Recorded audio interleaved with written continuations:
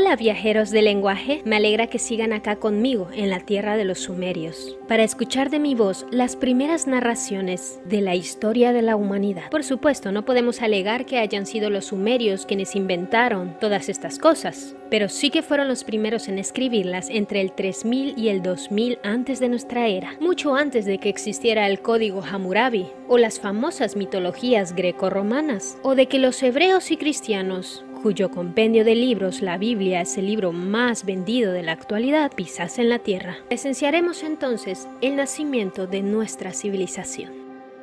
Según los sumerios y sus descendientes, no hubo algo así como un dios creador del todo, sino que al principio solo existía el caos, la nada, en forma de aguas místicas. De allí surgió una alta montaña en cuyo pico estaban los cielos, personificados en la deidad An, y en su base la tierra, Ki. De esa misma nada había surgido también el aire, llamado Enlil, quien sopló tan fuerte que pudo separar el cielo de la tierra. Acompañando a estas tres deidades primigenias también estaba Enki, dios de las aguas, la sabiduría y ejecutor de las órdenes de Enlil. De estas cuatro primeras divinidades habían surgido otras tres que formaban el panteón primordial de la cosmovisión de los sumerios: Inanna, la diosa de la fertilidad, Utu, el dios del sol, y Ninursak, diosa de la vida. Ellos vivían todos juntos en un paraíso llamado el Dilmun, donde todo era bueno y puro, y donde las aguas fluían hacia los árboles que guardaban distintos frutos, algunos de los cuales eran propiedad de Ninursak, quien había prohibido que alguien más se les acercara. Enki sintió curiosidad de las frutas que la diosa resguardaba,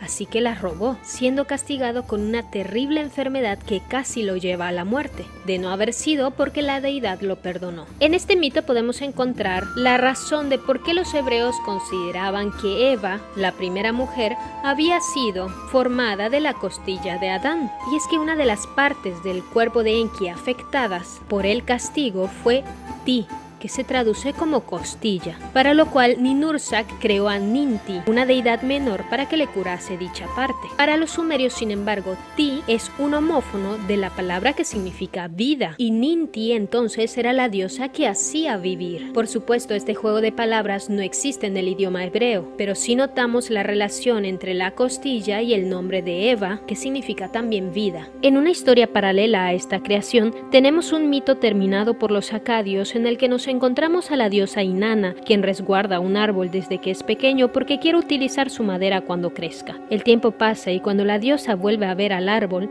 se da cuenta de que una temible serpiente había hecho su nido en la base, un ave en la copa y que el demonio Lilith, de origen mesopotámico, habitaba en las ramas. Frustrada, fue a contárselo al dios del sol, pero fue el héroe Gilgamesh quien acudió en su auxilio, matando a la serpiente y ocasionando que tanto el ave como Lilith salieran huyendo. Los dioses estaban cansados de ejecutar tareas para conseguir sus alimentos, así que crearon unos sirvientes para ellos, los humanos. No obstante, estos llegaron a multiplicarse tanto que fueron una molestia para las deidades, ya que hacían mucho ruido. Por ello, enviaron un inmenso diluvio que acabó casi con toda la humanidad, a excepción de un hombre llamado Ziusudra, quien se había salvado gracias a que construyó un enorme barco. Las aguas inundaron la tierra durante 7 días y 7 noches, y cuando el cataclismo hubo terminado, Ziusudra ofreció un sacrificio al dios del sol. Las deidades, asombradas por la tenacidad de este hombre, le otorgaron la inmortalidad.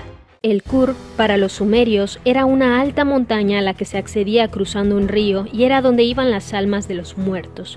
Se trataba de un sitio de castigo y sufrimiento, donde sus habitantes vivían lo mismo que en vida, pero en una especie de trance, como si fueran solo sombras. De vez en cuando, sin embargo, podías encontrarte con algún espíritu proveniente del Kur, tal como ocurrió con el Samuel bíblico, que por medio de una hechicera acudió al llamado del rey Saúl. Kur también era el nombre de una bestia que protegía las aguas del inframundo. Contra ella lucharon varios dioses y héroes de la mitología sumeria y acadia. Inanna era una diosa ambiciosa que llegó a anhelar todo el universo, incluso el temible Kur, así que bajó por las 7 puertas del inframundo para tomar el trono de estas oscuras tierras. Pero no lo consiguió, sino que acabó siendo prisionera en este sitio del cual nadie regresaba. Sin embargo, Enki acudió en su ayuda y le dio a beber al cadáver de la diosa una bebida que le regresó la vida. Los dioses del inframundo, sin embargo, le exigieron a Inanna una vida a cambio de la suya, y ella, al ver que su esposo y dios del pastoreo, Dumuzi, ya la había suplantado mientras ella padecía, decidió enviarlo al Kur.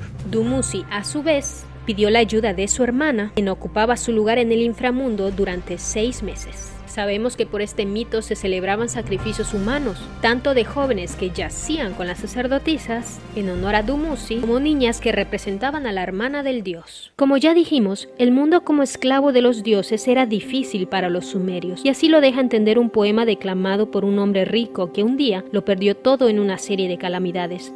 El personaje tiene una actitud estoica, llevando todo su dolor ante su Dios y pidiendo perdón, ya que todos los males son castigos divinos según estas creencias, y nadie debe reclamar nada a las deidades.